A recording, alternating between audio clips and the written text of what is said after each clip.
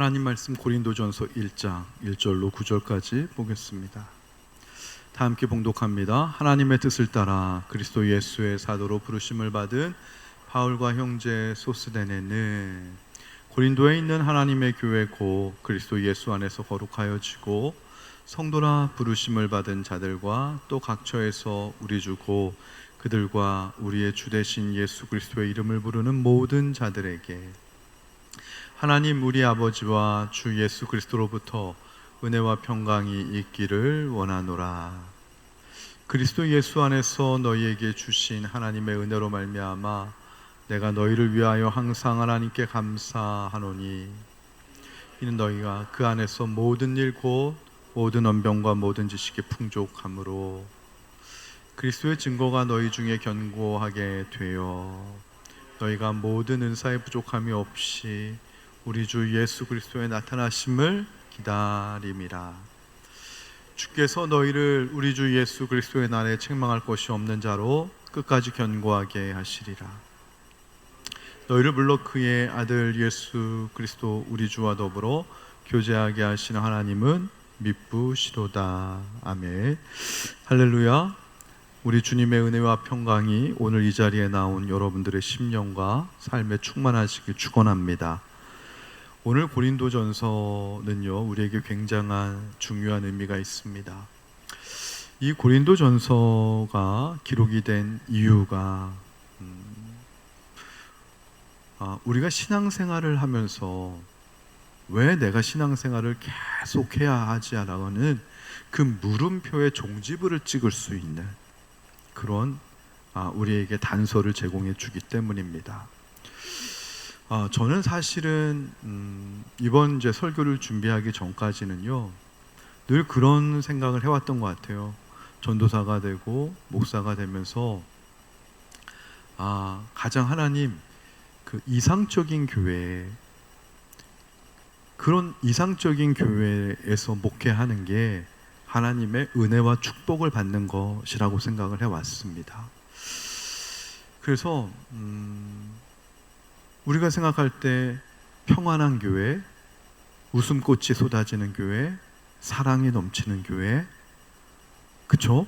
그런 교회를 만나는 게 하나님의 은혜와 축복이라고 생각을 했어요. 여러분들도 만약에 그렇게 생각하신다면요, 오늘 이 고린도전서를 기록한 사도 바울의 이유를 들으시고요, 생각의 교정이 일어나시는 은혜가 좀 있었으면 좋겠다라는 생각이 듭니다.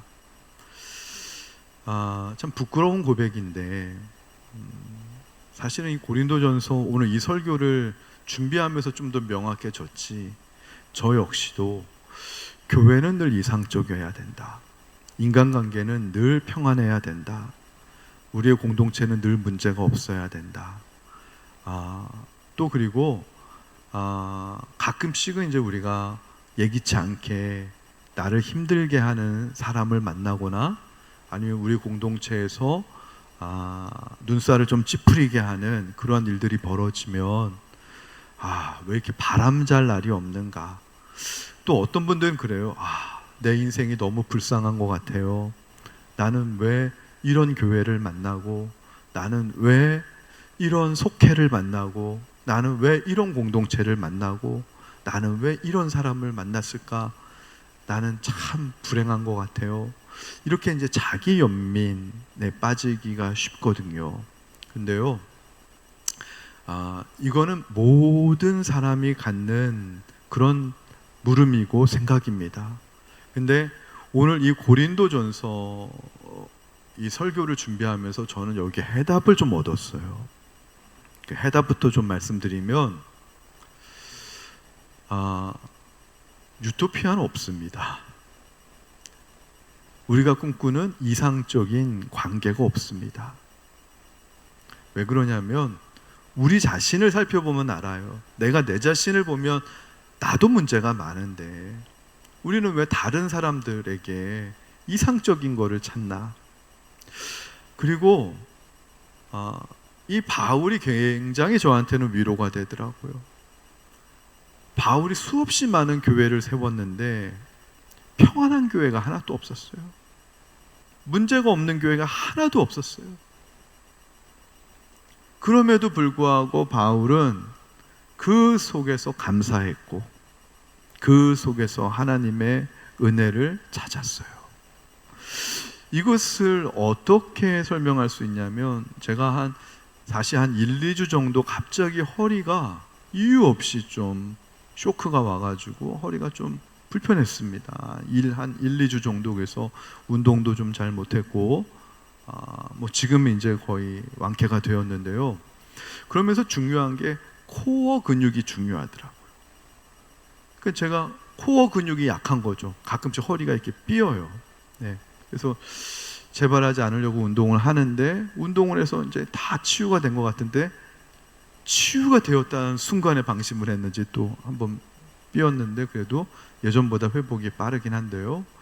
여러분들 걱정 안 해주셔도 된다는 얘기입니다. 근데 그러면서 제가 그런 생각했어요. 하나님, 제 육체적인 코어도 좀 단단해지고 강해졌으면 좋겠는데, 이것보다 목사니까 그런 생각이 든 거죠. 영적인 내 코어 근육이 정말 강한가? 영적인 코어 근육이 잘 잡혀져 있는가? 튼튼한가? 그런 생각이 들더라고요. 그러면 영적인 코어 근육이 잘 잡혀져 있는 것은 어떤 상태일까 얘기해 보면요, 그런 거예요. 상황이 어렵다라고 느껴지고 상황이 힘들다라고 느껴질 때 원망하고 낙심하고 짜증이 나오는 게 아니라, 그 속에서도 감사할 수 있고 그 속에서도 하나님의 소망을 바라볼 수 있으면 영적인 코어 근육이 강한 거예요. 코어 근육이 잡혀 있으면 사람이 중심이 서 있고 밸런스가 있는 거거든요. 저는 저와 여러분이 영적인 코어 근육이 좀 이렇게 건강하고 튼튼하고 강한 그러한 신앙생활을 하기를 주님의 이름으로 축원합니다. 그런 사람이 누구냐면 사도 바울이더라고요. 오늘 이 사도 바울은 에베소라고 하는 것은 지금의 소아시아 터키 지역이죠. 그곳에서 고린도 전서를 기록을 했어요. 고린도라고 하는 도시는 그리스입니다. 당시로부터는 굉장히 배 타고 멀리 떨어져 있는, 육로와 배를 타야 되는 곳이었는데요. 근데 사도 바울이 주후 55년경에 이 고린도 전서를 기록을 하는데, 사실은 그로부터 몇 년 전에 제2차 전도 여행 시대 때 고린도를 방문해요. 그리고 그때 사도 바울이 고난을 많이 겪는데 핍박을 많이 당했죠, 고린도에서.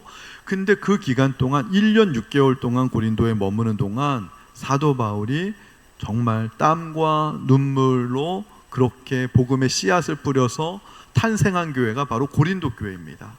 근데 이 고린도 교회가 성장을 했습니다. 그리고 이제 사도 바울은 떠났죠. 다른 곳에 교회를 세우기 위해 떠났고, 2차 전도 여행이 끝나고 3차 전도 여행을 이제 에베소에서 머물고 있는데, 3차 전도 여행 중에 고린도에 있는 성도가 찾아온 거예요. 사도 바울에게 얘기를 하는데, 오늘 보니까 내 형제들아 글로에의 지편으로, 이 글로에라고 하는 이 사람은 여성입니다. 당시 흔한 여자 이름이 글로에인데요, 이게 남편의 이름을 보통 쓰는데 여자 이름이 나온 걸로 봐서 남편이 사별했거나 아니면 독신, 그런데 당시에 무역으로 성공을 한 여성 사업가면 자기의 이름을 낼 수 있어요. 그러니까 중개 무역을 했겠죠. 고린도라고 하는 도시가 국제 무역 도시였기 때문에 소아시아의 거점이 되는 에베소라고 하는 도시와 그 그리스의 거점 무역 도시인 고린도와, 이게 아마 중개 무역을 하면서 돈을 많이 버는 여성이 글로에라고 하는 고린도 교회 성도인데, 자신의 이름을 밝히고 있다는 거에 주목해야 됩니다. 보통은요, 자기의 실명을 밝혀요, 안 밝혀요? 안 밝혀요. 저한테 와서 만약에 우리 교회 문제가 있으면 목사님 우리 교회 지금 아무개가 큰 문제가 있는데요, 제가 얘기했다라는 거는 꼭 비밀입니다. 보통은 다 그렇게 자신의 신원을 밝히지 않게 해달라고 부탁을 합니다. 왜죠? 목사님 누가 그 얘기했어요? 그래서 어느 권사님이 그랬던데요 하니까, 그러면 이제 관계가 서로 불편해질까 봐 한국 사람들은 다 자기 이름은 다 비밀로 해달라고 그러고 얘기를 하는데, 오늘 보니까 이 글로에라고 하는 여성은 자기의 실명을 공개해도 좋다라는 거예요. 그러니까 오늘 사도 바울이 공개한 거예요.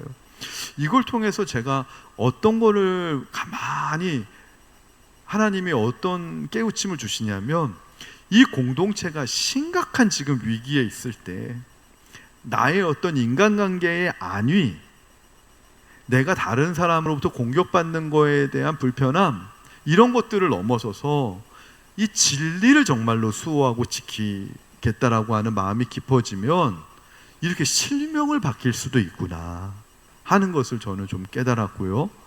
그래서 우리가 때로는 그리스도인은 내 사사로운 인간관계보다도, 인간관계 때문에 겪는 불편함보다 진리를 수호해서 하나님으로부터 얻게 되는 칭찬과 상급이 더 귀할 수도 있다라고 하는 사실을 우리가 한번 좀 보고요.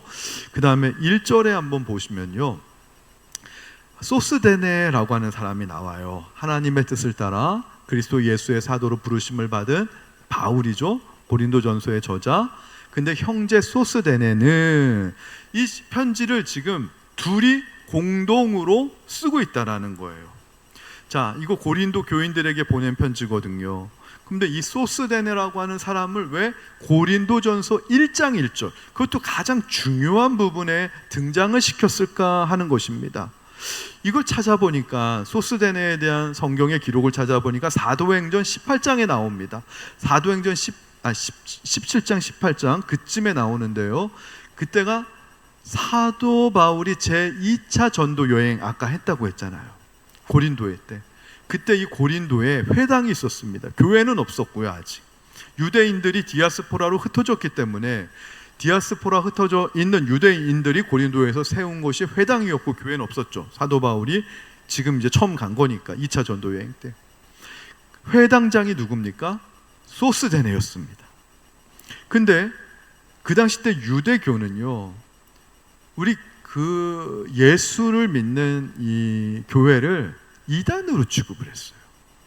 이단으로 취급했어요. 그래서 사도 바울도 회심하기 전에는 예수 믿는 사람을 잡아들이고 핍박하는 유대인이었잖아요. 회당장이니까 당연히 유대교를 수호해야 된다는 입장으로 여기에 전도하러 온 사도 바울을요, 죽이려고 했습니다. 원수였죠. 근데 하나님의 은혜로 그게 실패되고 오히려 소스데네가 큰 위기를 맞게 되는데요. 자, 그런데 지금은요, 고린도서 1장 1절에 바울과 소스데네가 함께 나와요. 이건 뭐냐? 동역자가 됐다라는 거예요. 3차 전도 여행 중에 있는 에베소에서의 모든 사도 바울의 복음의 편의를 지금 이 소스데네가 다 돌봐주고 있는 것입니다. 자, 그렇다면 여러분, 왜 바울이 소스데네를 1장 1절에 등장을 시킬까라고 하는 의도예요. 이 의도는 뭐냐면, 지금 바울과 고린도 교인들 간의 관계가 정상적이지 않은 관계라는 걸 알 수 있는 거예요. 어떤 관계냐면요, 고린도 교인들과 사도 바울이 지금 원수의 관계가 됐습니다.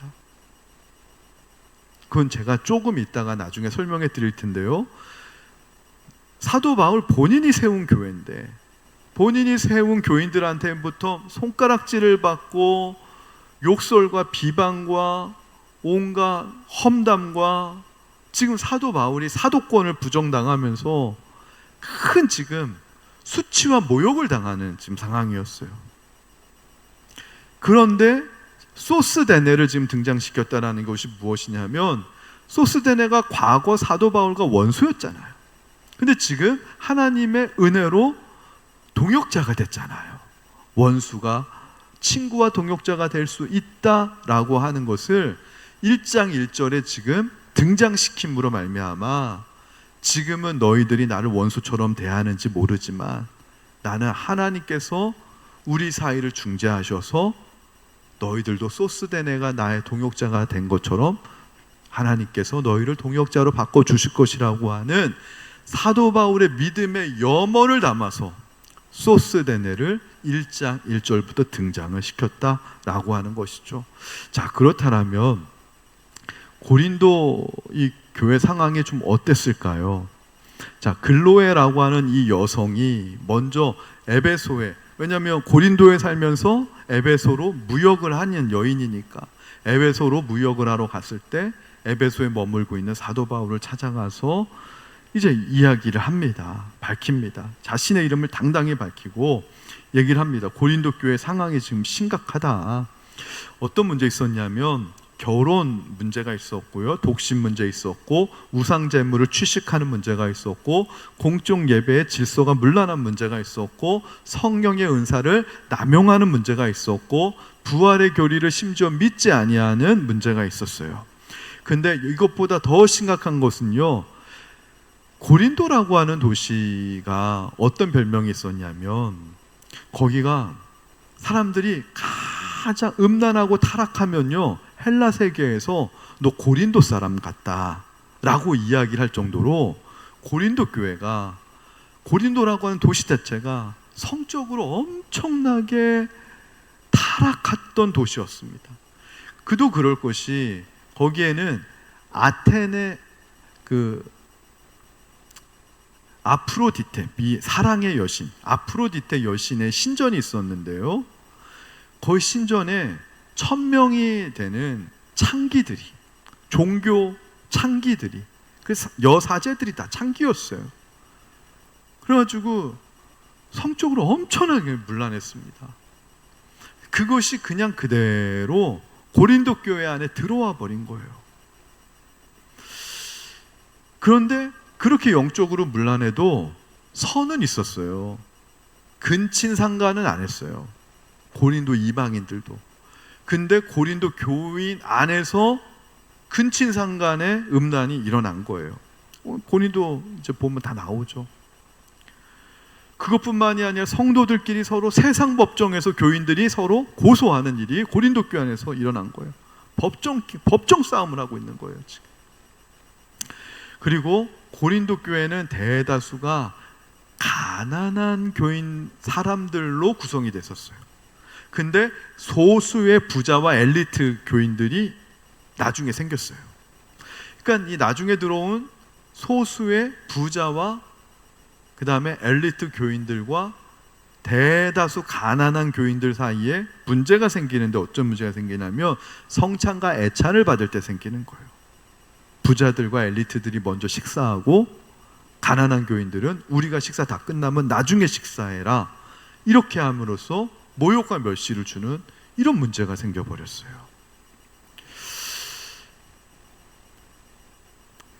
거기에다가, 자, 그러면 요거 이제 조금만 더 설명하면 그런 거예요. 여러분들의 지식을 돕는 건데요, 그러면 왜 고린도 교회에 유독 이러한 많은 문제가 발생했을까? 아까도 말씀드렸지만 고린도 교회의 초창기 대부분의 멤버들은요, 세상에서 멸시받았던 해방노예 아니면 하층민 출신이라고 말씀드렸잖아요. 근데 이들은 철저하게 세상에서 짓눌림 받았는데, 처음에 사도 바울이 이곳에 복음을 전할 때 사도 바울의 십자가 복음을 전해 들으면서 어떤 현상을 나타냈냐면 은사로 받았습니다. 이게 배움이 없고 세상에 한이 많고, 근데 십자가 복음은, 사도 바울이 전한 십자가 복음은 워낙 강력하고 위로가 되니까 이들이 기도하다가 은사를 받게 된 거예요. 그래서 방언과 예언과 지식의 은사를 받게 됩니다. 이거를 체험하게 되자 어떤 일이 벌어졌냐면, 이 하층민이었던 대다수 고린도 교인들의 마음의 깊은 곳에 억눌려 있던 열등감이요, 은사 체험을 통해서 영적 우월감으로 변질되어져 버리는 그러한 일이 벌어진 거예요. 그러니까 이들이 균형을 잡지 못하고 이 끝에서 이쪽 끝으로 이동을 해버린 것이죠. 그래서 어떤 이들은 이미 우리는 영적인 지식을 획득했기 때문에, 깨달았기 때문에 천상의 천사들과 같이 완전한 존재가 됐다. 재림 예수님이 오셔야 우리가 천사와 같이 된다고 했는데, 예수님이 오시기도 전에 이미 난 천사와 같은 존재가 됐다. 이런 영적인 교만에 들어가게 되니까요, 십자가와 고난과 십자가의 고난은 없어지고 영적으로 왕노릇하려고만 하는 현상만 나타난 거예요. 그러니까 이것이 헬라 세계와 접목하니까, 헬라는요 이원론이잖아요. 남자가 있으면 여자가 있고, 하늘이 있으면 땅이 있고, 영혼이 있으면 육체가 있고, 물질이 있고. 근데 이것이 헬라 세계가요, 눈에 보이는 것들 차별하는 겁니다, 이원론이. 그래서 헬라 세계를 그레코 로만이라고 하는데, 그레코 로만 세계가 레슬링에 보면 나와요. 레슬링에 보면은 그레코 로만형이 있거든요. 자유형이 있고, 자유형이 있고 그레코 로만형이 있는데 차이가 뭔지 아시죠? 자유형은 온 몸 신체 머리끝에서 발끝까지 다 공격해도 되지만, 그레코 로만 레슬링은 상체만 공격해야 돼요. 그러면 왜 그레코 로만, 그리스 로만, 헬라세 철학은 왜 상체만 공격하게 했냐? 하체는 부정하다고 봤던 거예요. 영과 육, 영혼과 육체, 육체는 부정하다고 본 거예요. 나누는 게요, 공평하게 나누는 게 아니에요. 그러니까 이런 것들이 접목이 되니까 영적인 그노시스 지식을 성령 체험을 통해서 난 깨달았기 때문에, 내 영혼은 완벽하기 때문에 하체에 해당이 되는 육신은 내 마음대로 저질러도 내 영혼이 오염되지 않는다라고 하는 생각, 그게 오늘날 구원파의 강력한 영향력을 미칩니다. 구원파 이단입니다.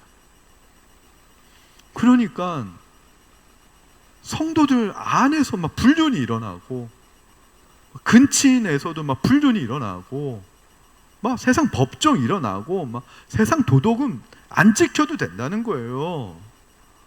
너무 물란하게 가버린 거예요. 거기에다가 아볼로 파가 있었잖아요. 4개 파가 나오는데 이들이 분열하기 시작하는데, 나는 바울을 추종해, 나는 아볼로를 추종해. 근데 아볼로의 말도 안 들어요. 아볼로가 내 스타일이라고 좋아하는 것 뿐이지. 그러니까 소수의 엘리트 아까 계층들이 있다 했잖아요. 이들은 아볼로를 추종했습니다. 왜냐하면 아볼로가 알렉산드리아 학파 똑똑한 친구였기 때문에. 근데 아볼로는 말을 잘했어요. 근데 사도 바울은 말을 못했다고 합니다. 어눌하다고 하니까 이 잘못된 이렇게 영적인 우월감에 빠진 고린도 교인들이, 사도 바울은 말도 못하지, 외모도 안 좋지, 사도권을 나중에 막 부정하게 되는 거예요. 사도 바울을 막 무시하고.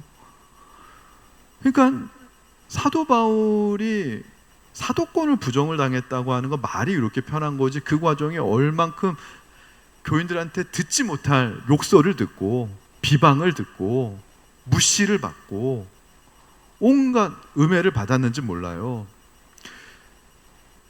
내가 배 아파서 만든 교회인데 바울이 그렇게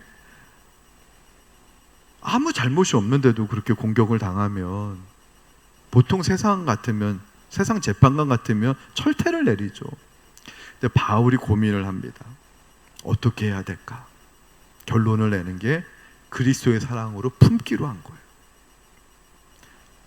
그게 바로 뭐냐면 고린도 전서가 탄생한 배경이에요. 이것이 정답이라는 거예요. 제가 깨달았던 것이 무엇이냐면, 오늘 아침에도 이 설교 준비하고 하나님 앞에 기도하다 응답받은 게 뭔지 아세요? 하나님, 그동안은 제가 좋은 사람이 되게 해달라고 기도했고, 또 좋은 사람만 만나게 해달라고 기도했습니다.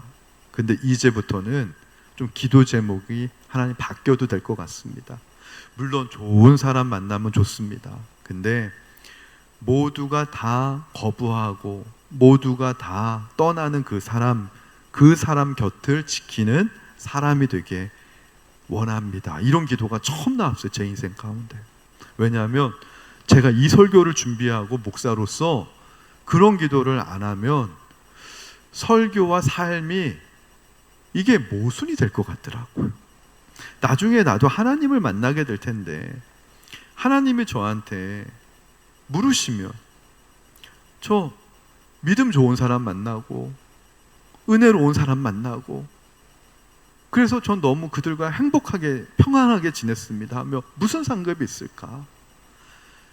그리고 목회라고 하는 것은 사도 바울 보니까 그냥 늘 그냥 문제 많은 교인들, 사고 치는 교회들, 사도 바울이 세운 교회들마다 문제가 없는 게 없더라고요. 그러니까 세상은요 늘 문제를 동반하고 가는 건데 우리는 자꾸 문제를 없애달라고 하잖아요.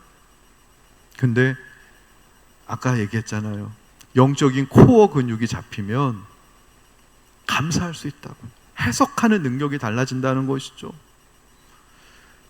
힘든 사람을 만나도 감사할 수 있고, 어려운 사람을 만나도 뭔가 하나님의 뜻이 있겠지 하고 그 가운데 속에서 인내하며 소망을 바라볼 수 있고, 오늘 고린도 교인들을 향한 사도 바울의 결론 얘기해 드릴게요. 자, 2절입니다. 2절에 보면 사도 바울은 고린도 교인들을 어떻게 불렀을까요? 우리 다 함께 한번 읽어볼까요? 시작. 고린도에 있는 하나님의 교회고 그리스도 예수 안에서 거룩하여지고 성도라 부르심을 받은 자들과. 자, 여러분 보세요. 지금 고린도 교인들은요 몇몇 사람들 빼곤 대다수가 지금 이게 거짓 선지자들도 들어왔고요, 참 미혹당하고요, 이 아까 얘기했잖아요, 영적인 잘못된 우월감, 그동안 세상에서 짓눌렸던 열등감이 은사 체험하고 영적인 우월감으로 잘못 변질되면서 이들은 지금 정상 상태가 아니에요. 너무나 망가지고 인격적으로 문제가 있고 너무나 사람들에게 아픔을 주고 네 가지 파로 분열이 돼가지고 치고받고 싸우고, 교회가 세상 법정까지 할 정도, 이게 세상보다 더 할 정도로 지금 무너져 있는 이 교인들, 정상이 아닌데 그 교인들을 향해 사도 바울은 뭐라고 고백해요? 고린도에 있는 하나님의 교회들이다. 곧 그리스도 예수 안에서 거룩하여지고 성도라 부르심을 받은 자들이라. 이 고백을 할 수 있겠냐라고 하는 것이죠. 여러분, 긍휼히 여긴다. 지금 사도 바울이 고린도 교인들을 긍휼히 여긴 거예요. 긍휼히 여긴다라고 하는 것의 히브리어를 찾아보니까 원어가 자궁이라는 뜻이 있더라고요. 근데 요즘은 우리가 자궁 안에서 신생아를 우리가 임신하게 되면은 일단 뭐부터 검사하죠? 병원 가서 기형아 검사하지 않습니까? 기형한지 아닌지. 그리고 나중에 시간이 되면 또 무슨 검사하죠? 궁금한 거 있잖아요. 남잔가? 여잔가? 개월수가 지나면 요거 검사하잖아요. 근데 옛날 성경이 쓰여질 당시에는 태아가 생겨도, 신생아가 생겨도 기형한지 아닌지 어떻게 알겠어요? 초음파 검사도 할 수 없지, 엑스레이 검사도 할 수 없지. 남자인지 여자인지 어떻게 알겠어요? 모르잖아요. 몰라도 하나님께서 자궁 안에 품어서 보호하신다. 기형한지 아닌지 몰라도, 남자인지 여자인지 몰라도, 잘생겼는지 못생겼는지 몰라도, 코가 오똑한지 납작한지 몰라도 하나님이 자궁 안에 품어서 보호하신다. 이게 바로 긍휼이 갖고 있다라는 원어의 의미더라고요. 바울은요 지금 그런 하나님의 긍휼의 마음으로 고린도 교인들을 바라보는 거예요. 이것은 바로 무엇이냐면, 나는 하나님이 나를 바라보시는 눈으로 나도 세상을 바라보겠다라고 하는 자기 고백입니다. 결단입니다. 우리는 과연 그렇게 바라볼 수 있을까요, 여러분? 세상 사람들은 저분에 대해서 안 좋은 얘기를 해도 나는 하나님이 예수 그리스도의 십자가의 보혈로 나를 명품으로 봐주신 것처럼 나도 저분을 명품으로 바라보겠다. 사도 바울은 오늘 고린도 교인들이 수없이 많은 문제와 세상에서 정말 포기한 그런 교인들이었음에도 불구하고 사도 바울은 포기하지 않는 것이죠. 왜냐하면 하나님이 불러준 사람들이기 때문에.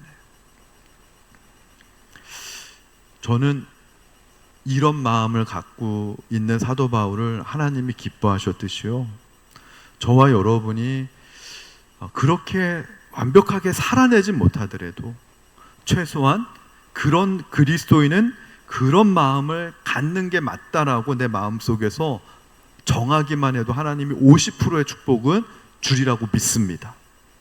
그리고 내가 지난 시간에도 얘기했잖아요. 100발자국 못 가도 그런 삶을 살기 위해 한 발자국만 뛰면 나머지 99발짝은 하나님이 메꿔주시고 채워주셔서 나머지 50%의 축복까지도 채워주시리라고 믿습니다. 저는 요즘 그 어느 때보다도요, 세상 사람들 뿐만이 아니라 주변이 있잖아요. 사람을 무시하는 차원이 아니라 사람들의 말과 사람들의 평가와 사람들의 근심이 그 어느 때보다도 저한테 무시한다라는 게 아니라 그것보다 하나님의 섭리와 하나님의 계획과 하나님의 말씀이 중요하더라고요. 그렇게 되면서 저 안에 굉장히 마음에 평안이 찾아왔습니다. 정말 어느 때든지 간에 세상이 빼앗아갈 수 없는 평안이 이런 거구나 하는 그런 마음으로 요즘 저는 지내가고 있는데요. 그러면서 제가 고백하는 건 지금 우리에게 맡겨진 이 자리가 가장 감사할 자리고, 이 자리에서 정말 하나님의 시각으로 나를 바라보고 우리가 하나님이 맡겨주신 영혼들을 바라볼 때 그렇게 살기로 내가 결심하고 작정할 때 하나님은 내가 해결하지 못하는 문제를 해결해 주실 것이고 내가 풀지 못하는 문제를 푸실 것이고 내가 상상하지 못하는 그러한 축복의 반열로 하나님은 반드시 저와 여러분을 인도하실 것이다 라는 그런 확신을 갖습니다. 예화 하나 말씀드리고 마칠게요. 너무나도 잘 아는 건데요, 고린도 교인들의 어리석음을 꼬집는 예화인데요, 어떤 학문이 뛰어난 그런 좀 교만한 철학과 교수가 나룻배를 탔다고 합니다. 나룻배를 탄 교수가 나룻배를 이렇게 노젓는 뱃사공에 물었다고 합니다. 여보세요, 당신은 철학을 배운 적 있습니까? 그럼 없습니다. 그러니까 인생의 절반을 헛사셨군요 그러더래요. 그 다음으로 역사학이나 수사학은 배우신 적 있습니까? 그러니까 평생 논만 좋은 제가 어떻게 알겠습니까? 그러니까 인생의 4분의 4삶을 헛살았군요 그러더래요. 근데 갑자기 폭풍이 몰아쳤다고 해요. 배가 바위에 부딪혀 막 깨지기 시작했다고 합니다. 다급해진 사공이 말했다고 합니다. 교수님, 수영을 배우셨습니까? 하니까 교수님이 사색이 되어서 저는 수영을 전혀 할 줄 모릅니다 하니까 이 뱃사공이 이렇게 얘기했다고 합니다. 교수님은 인생 전체를 헛사셨군요 라고 했답니다. 여러분, 고린도 교인들의 이 자기중심적인 이 영적 우월감, 그런 영적 그노시스라고 전문 언어로 그러는데, 그들은 화려한 언변, 지식을 자랑한다고 하죠. 5절 보세요. 5절. 자, 5절. 이는 너희가 그 안에서 모든 일, 곧 모든 언변과 지식의 풍족함으로. 고린도 교인들이 하층민이 많은데도 불구하고 굉장히 지식, 영적인 지식에 은사 체험뿐만이 아니라 그런 거에 굉장히 집착하고 또 그런 은사를 받은 것으로 보여요. 이 화려한 언변, 그러니까 자기를 드러내기 위해서 화려한 언변, 그 다음에 영적인 많은 그런 지식, 세상 지식이 아니라 세상 지식으로 안 되니까 성경 지식 가지고 자기를 뽐내겠다라는 거예요. 영적 우월감을. 그런 거에 풍족했다는데 사실은 그거 가지고 사도 바울을 공격했던 거예요. 그거 가지고 사도 바울은 말 못한다고, 말 더듬는다고 사도 바울을 그렇게 공격했는데, 사도 바울은 그거를 그래도 너희들이 그거라도 은사 받은 거 난 감사하다. 왜요? 사도 바울이 예전에는요 열심히 있었는데, 그릇된 열심으로 교회를 핍박했는데 하나님께서 예수 그리스도로 방향을 바꿔주니까 그 열심이 주님을 위한 충성으로 쓰였듯이, 지금은 너희들이 그 화려한 언변과 너희들이 뽐내는 지식으로 너희들 지금 분열을 일으키고 나를 지금 공격하지만, 하나님이 너희를 변화시키면 그거 복음을 위해서 귀하게 하나님이 쓰실 거야. 이런 사도 바울의 마음은 얼마나 넓은 겁니까? 뭐든지 다 담을 수가 있는 거예요, 그 마음에. 근데 그럴 수 있는 이유가 뭐냐면, 사도 바울은 딱 한 분만 봤던 거예요. 하나님만 봤던 거예요. 하나님만. 내 인생의 주인은 하나님이시다. 오늘도 고난이 왔지만, 오늘도 빈 공백이 생겼지만, 오늘도 뭔가 불편함이 생겼지만, 내가 바라볼 분은 하나님이고, 그럼 하나님이 뭔가 뜻이 있어서 그러신 것이다. 하나님은 지금도 살아계시기 때문에 나를 향한 프로젝트를, 계획을 빈틈없이 진행하고 계신다 라고 하는 그 마음이 나에게만 적용되면 반칙이죠. 나뿐만이 아니라 당신에게도 그대로 적용하는 거예요.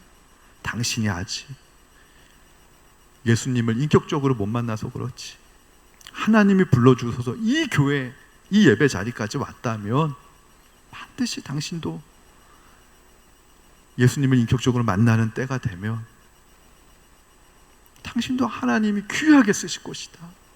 그래서 세상 사람들은 막 손가락질하는 그런 교인이라도 사도 바울은 너무 귀하게 본 거예요.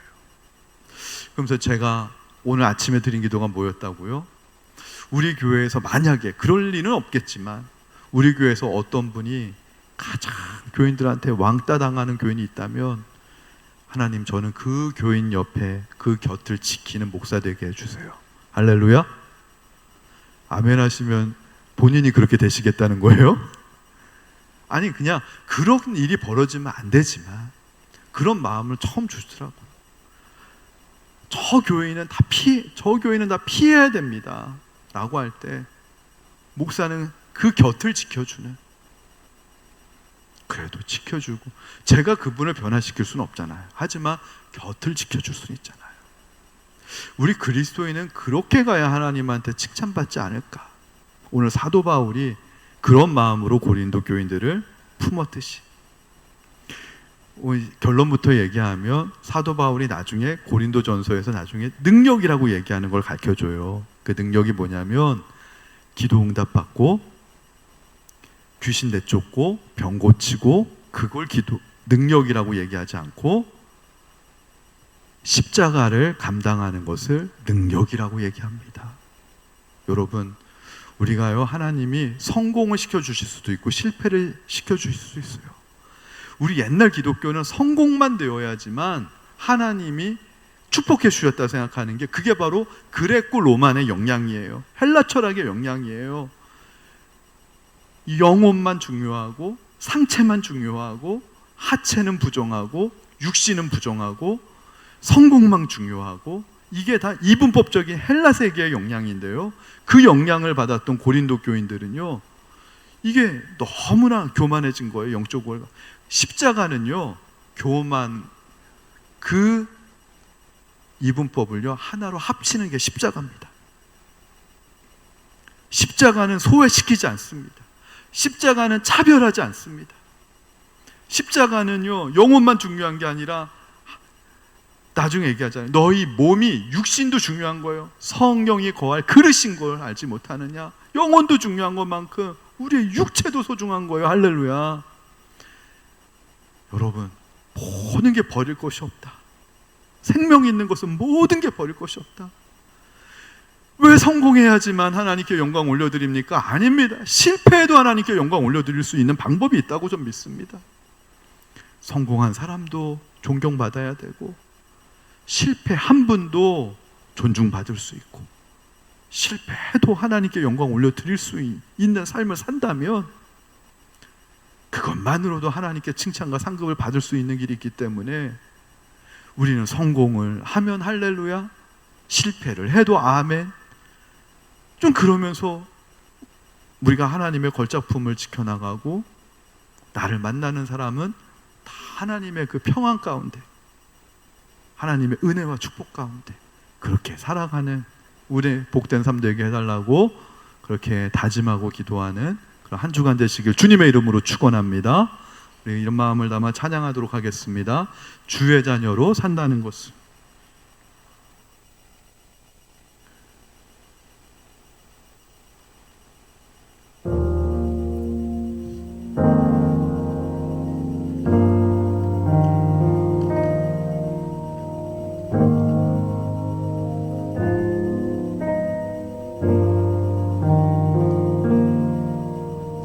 속에서 신실히 날 지키시는 그 손길을 경험하는 것, 주의 자녀로 산다는 것은, 주의 자녀로 산다는 것은 바다 위로 걸어가는 것, 내 온몸을 덮쳐오는, 내 온몸을 덮쳐오는 폭풍 속에서 잠잠히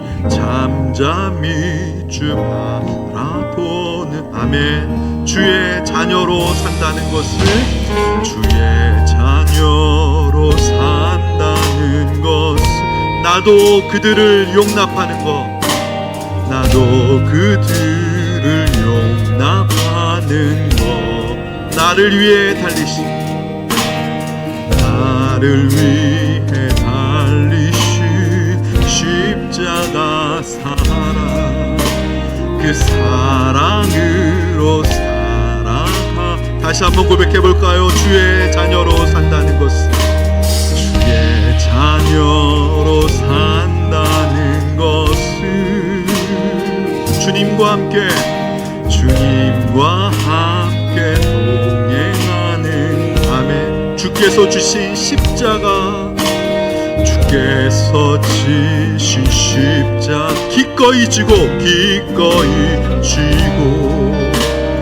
주와 함께 걸어가는 것, 때론 불 가운데 휩싸일 때도, 폭풍 가운데 무너질 때도 주님 내 곁에 함께하시, 가장 가까이에 함께하. 때론 불 가운데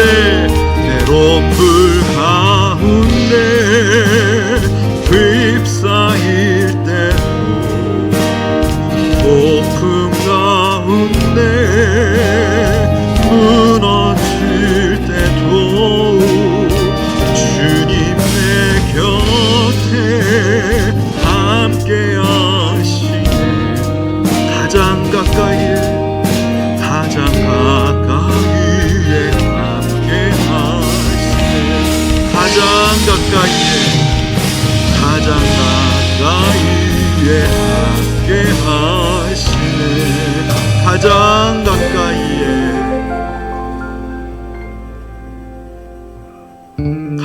가까이에 함께 하시네.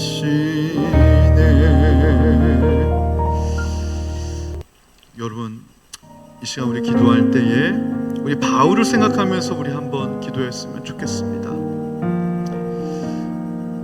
자기를 원수처럼 대하는 고린도 교인들이에요. 주변에 많은 아마 사도들이 고린도 교회는 좀 포기하라고, 저런 교인들 어딨냐고 아마 다들 사도 바울을 두둔해 줬을지도 몰라요. 사도 바울은 잘못한 게 없는데도 그렇게 사도 바울을 힘들게 하고, 그런 교인들이지만 사도 바울은 품습니다. 편지를 씁니다. 저는 이게 목회의 본질인 거를 깨달았습니다. 평안하면 목사가 있을 필요가 없죠. 문제가 없는 곳에 그리스도인이 있을 필요가 없죠. 문제가 있으니까 그리스도인이 필요한 것이죠. 세상이 혼탁하고 더러우니까 그리스도인이 필요한 것이죠. 세상을 깨끗하게 닦아주고 우리는 더럽혀진다고 할지라도 걸레처럼 예수님이 십자가를 지신 이유는 우리 보고 그러라고 지신 거죠. 그래서 저는 그런 기도를 합니다. 하나님, 문제가 있을수록 감사합니다. 어려울수록 감사합니다.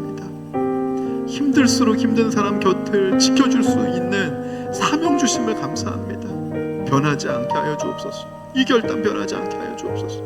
하나님이 맡겨주신 사명 끝까지 감당하다 죽게 하여 주시옵소서. 내가 죽을지라도 하나님 맡겨주신 사명 끝까지 감당하다가 하나님 앞에 가길 원합니다. 우리 주님의 이름 한번 외치고 우리 기도하시길 원합니다. 주여, 사랑과 은혜가 충만하신 하나님, 주님이 주신 자리, 주님이 맡겨주신 사명 하나님 믿음으로 감당하길 원합니다. 하나님, 그런 것인 줄 이제 알았습니다. 문제 없는 곳은 없습니다. 내가 원하는 이상적인 곳은 없습니다. 주님이 나를 위해 십자가에 달려 돌아가신 이유는 문제 많은 세상, 죄악 가득한 세상에 빛과 소금으로 살라고, 너희가 그들의 이웃이 되어 달라고, 내가 너를 위해 죽었듯이 너도 그들을 위해 죽을 수 있느냐고. 하나님, 그런 것인 줄 이제 알았습니다. 하나님, 그러나 그 풍랑 가운데 속에서도 머물 수 있는 것은 주님이 나와 함께 하심을 믿기 때문인 줄로 믿습니다. 어느 곳에 있든지 간에 나와 함께 하시는 주님을 그 사랑하는 마음으로 하나님을 잃어버린 영혼들 곁에 서 있게 하여 주옵소서. 그들과 함께하게 하여 주옵소서. 포기하지 않게 하여 주옵소서. 우리의 모든 문제, 그의 나라와 의를 구하면 우리의 필요한 모든 것을 채워주시는 주님께 모든 걸 맡기게 하여 주옵소서. 감사드리며 예수님의 이름으로 기도하옵나이다. 아멘.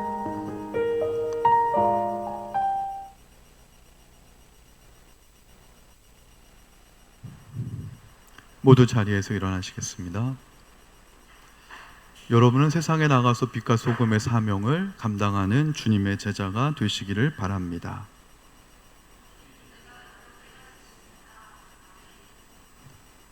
이제는 우리 주 예수 그리스도의 이름과 은혜와 하늘아버지의 지극하신 사랑하심과 성령의 감동하심이 하나님의 마음을 가지고 아직은 미완성된 그리스도인이지만, 하나님의 작품이지만, 하나님이 부르신, 하나님이 세우신 성도라면 귀한 작품으로 바라볼 수 있는 그런 마음과 눈을 가지고 하나님이 맡겨주신 사명의 한길 귀하게 감당하며 하나님이 온몸으로 우리를 지켜주시고 채워주시고 풍성하게 해주실 그 은혜를 기대하며 그 소망으로 한 주간 살아가길 원하는 이 자리에 모인 모든 성도님들 위해 이제로부터 영원토록 함께 하시길 간절히 축원하옵나이다. 아멘.